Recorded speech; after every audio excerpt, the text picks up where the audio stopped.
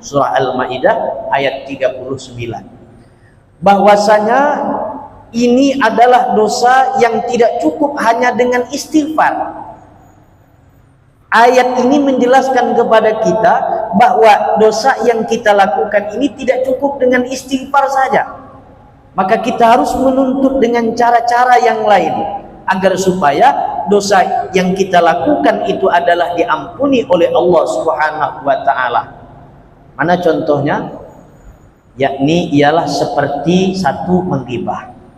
Menggibah ini kan dosa yang tidak cukup dengan istighfar selagi belum kita mendapat ampunan daripada orang yang kita gibah. Namanya dosa kaitan dengan Allah dan juga kaitan dengan manusia. Satu gibah. Yang kedua adalah mengumpat. Maaf, yang kedua adalah memfitnah. Dan yang ketiga adalah mencuri barang orang.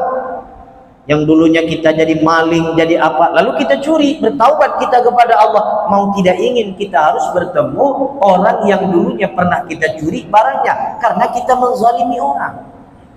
Itu tidak cukup dengan istighfar, tidak cukup dengan salat tahajud malam, tidak cukup, karena kaitannya adalah dengan seseorang. Sehingga dikatakan dalam Al-Quran, membunuh orang lain itu adalah dosa besar. Di mana letak dosa besarnya? Dikatakan oleh Al-Imam Adz-Dzahabi di dalam kitab Al-Kabair, bahwasanya letaknya dosa besar membunuh seseorang lantaran orang yang kita bunuh meninggal dunia dan tidak ada celah bagi kita untuk meminta maaf. Situ letaknya dosa besar. Nah, kemudian yang keempat, memperolok-olok orang lain.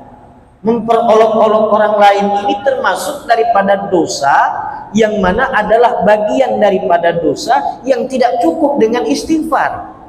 Mentang-mentang istighfar pagi petang sholat jamaah tahajud, tapi kita buat karikatur kartun memperolok-olok orang lain, buat gambar itu gambar ini, sebarkan medsos karena kita tidak suka dengan paslon ini, kita bikin. Jangan, dosa memperolok-olok. Tapi rasanya tidak berdosa. Kenapa sebabnya? Karena kita tidak berzina, karena kita tidak mencuri. Dosa itu bukan hanya menzinah saja, dosa itu bukan hanya berzina saja, termasuk daripada memperolok-olok orang lain. Kita buat stiker, awas hati-hati ya dengan stiker itu, jangan terlalu sering ngirim-ngirim stiker. Tahu atau tidak orang itu yang kita bikinkan stiker itu, sakit tidak hati dia kalau dia tahu?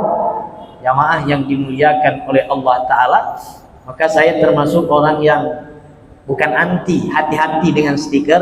Kadang-kadang ada orang yang ngirimkan foto stiker enjek lah, saya tidak akan saya balas, paling saya balas dengan yang memang bawakan di dalam HP yang begitu, selesai ceritanya. Karena khawatirnya takut pada memperolok-olok. Kalau kita mau wara, jamaah yang dimuliakan oleh Allah Ta'ala, yang kelima adalah riba dan lain-lainnya. Riba pun demikian juga. Maka riba itu adalah dosa yang tidak cukup dengan istighfar. Maka dosa itu mau tidak ingin kita harus meminta maaf kepada orang yang telah kita melangsungkan transaksi riba. Itu tidak cukup dengan istighfar. Ayatnya apa? Allah berfirman dalam Al-Quran, "Faman taba min ba'di zulmihi wa aslaha fa innallaha yatubu 'alaihi innallaha ghafurur rahim." Ayatnya dalam surah Al-Maidah yang tidak cukup dengan istighfar.